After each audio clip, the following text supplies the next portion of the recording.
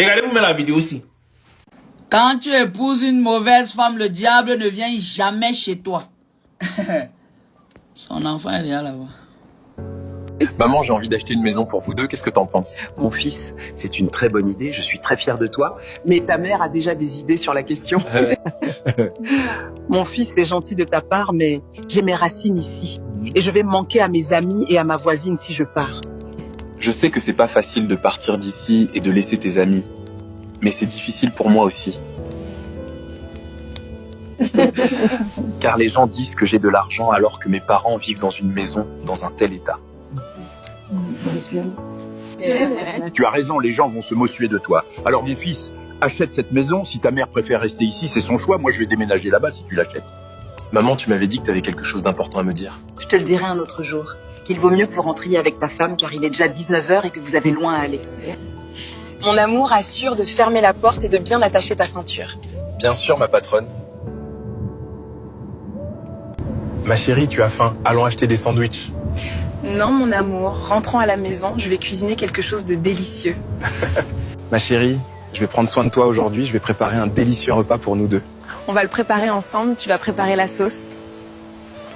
Robert vient d'offrir une voiture à son épouse. Elle roule maintenant en voiture, tandis que moi je me déplace encore à pied. Mais cela ne durera pas. Bientôt je vais récupérer tout ce que je mérite. Aujourd'hui je vais le contacter à 23h, ça sera gênant. Car je vais appeler Robert à 23h juste pour rendre jalouse son épouse. Je suis déjà en action, ma chérie.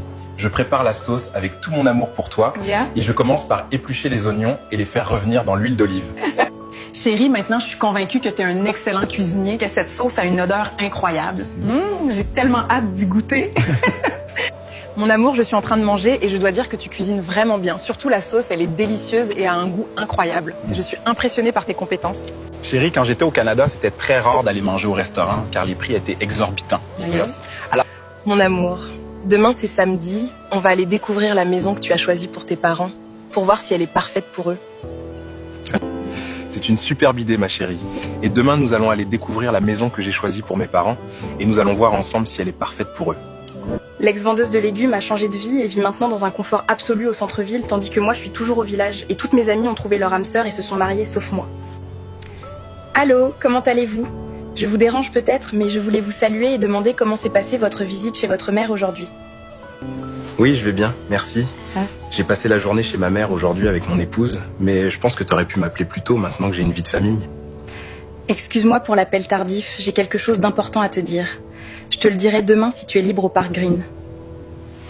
Demain, je ne sais pas encore si je pourrai venir, car cela dépend de l'accord de ma femme. Si elle accepte, je t'enverrai un message à plus.